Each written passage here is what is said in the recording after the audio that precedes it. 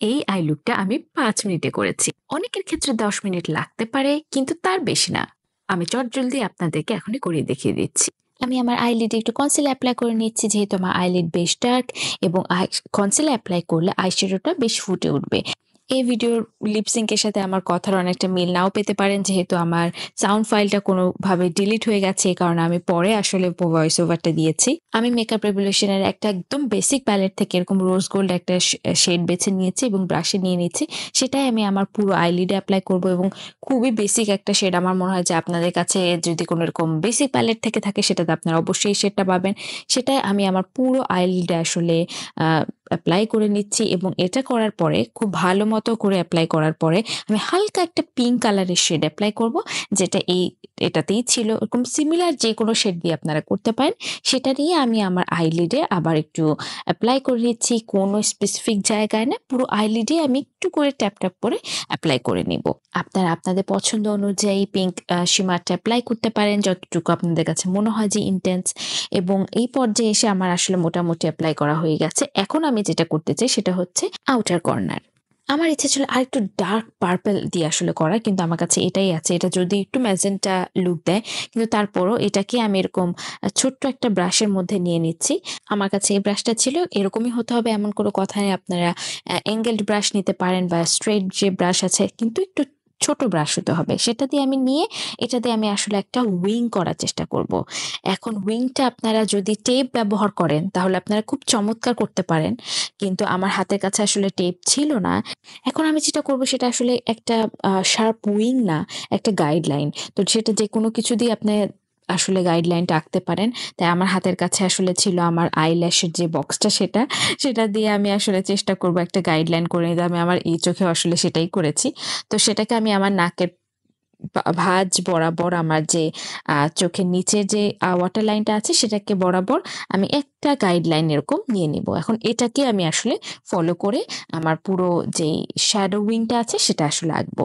এখানে আমি ছোট্ট একটা আউটার কর্নারে ছোট্ট একটা ফিল ইন করে নিব, একটা ভি এর মতন শেপ দিয়ে, যেন ওটাকে আমরা গাইডলাইন ধরে তারপরে বাকিটা আসলে ব্লেন্ড আউট করতে পারি। তো সেটা করে আমি প্রথমে আসলে একটু এলোমেলো হলেও কোনো সমস্যা নেই। জাস্ট আমি ট্যাপ ট্যাপ করে আইশ্যাডোটা আসলে অ্যাপ্লাই করছি সেই শেপ অনুযায়ী। এরপরে আমি যেটা করব, যতটুকু আসলে প্রোডাক্ট রয়ে গেছে সেটাকে আমি মুছে নিব। কারণ এখন আমাদের ব্লেন্ড করার পালা। কোনোভাবেই এত বেশি শ্যাডো থাকা অবস্থায় ব্লেন্ড করা যাবে না, তাহলে খুব প্যাচি হয়ে যাবে। যতটুকু রয়ে গেছে সেটাকে দিয়ে আমি একটু উপরের দিকে ব্লেন্ড আউট করব। আপনার মোশনটা খেয়াল করলে বুঝতে পারবেন যে আমি আসলে কি বোঝাচ্ছি।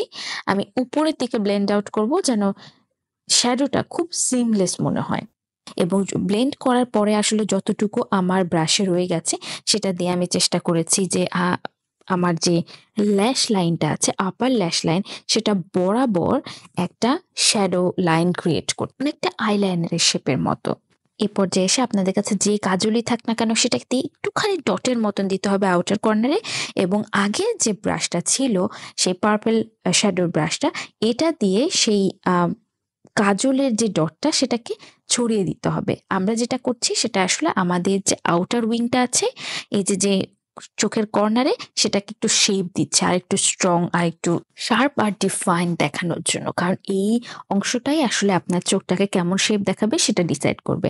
হয়ে গেছে আমার মোটামুটি। এখন আমি এরকম একটা ফ্লাফি পরিষ্কার ব্রাশ দিয়ে পুরো আইশ্যাডোটাকে একটু ব্লেন্ড করে নিব ভালো মতো, যেন কোনো হার্শ লাইন না থাকে। এবং আবারও আমি একটা হাফ উইং আইল্যাশ পরে নেব, যেটা আমার সবসময় পছন্দ। আপনারা চাইলে আইল্যাশ নাও পরতে পারেন, তারপরও এই আই লুকটা যথেষ্ট সুন্দর। কিন্তু ইদানিং আমি এই হাফ আইল্যাশ পরতে খুবই আসলে কমফোর্টেবল ফিল করি, এ কারণে আসলে পরছি। আর আমার পেন আইলাইনারটা দিয়ে একটা ইনার কর্নার করে নিচ্ছি। আমার দু চোখে ইনার কর্নার আসলে এক করাটা বেশ ডিফিকাল্ট, যেহেতু আমার আসলে অ্যাসিমেট্রিক্যাল আইজ। এ কারণে এই জায়গাটাতে আমার বেশ সময় দিতে হয়, একটু বেগ পেতে হয়। এবং এই আউটার কর্নার আর ইনার কর্নার, এই দুটো জায়গায় আসলে আমার সব থেকে বেশি সময় নেয়। 5 মিনিটের মধ্যে আমার মনে হয় 3 মিনিটে এটা পিছনে চলে যায়। এখন আমি যতটুকুই আমার ব্রাশে রয়ে গিয়েছিল শ্যাডো, সেটাকে স্মাচ করে নিচ্ছি আমার লোয়ার ল্যাশ লাইনে। আপনারা চাইলে আরেকটু ডার্ক বা লাইট করতে পারেন। হয়ে গেছে আমার মেকআপ লুক। আপনাদের কাছে কেমন লাগলো অবশ্যই আমাকে কমেন্ট সেকশনে জানাবেন। আর অবশ্যই আমি জানি কমেন্ট সেকশনে আমি এরকম অনেক কমেন্ট পাবো যেখানে বলবে যে আপু এত কথা বলেন কেন। তাদের জন্য ব্যাপার না, আমার সাউন্ডটা মিউট করে আপনারা গান ছেড়ে তারপর আমার ভিডিও দেখতে পারেন। এই হয়ে গেছে আমার মেকআপ লুক। আপনাদের কাছে কেমন লাগলো অবশ্যই আমাকে কমেন্ট সেকশনে জানাবেন।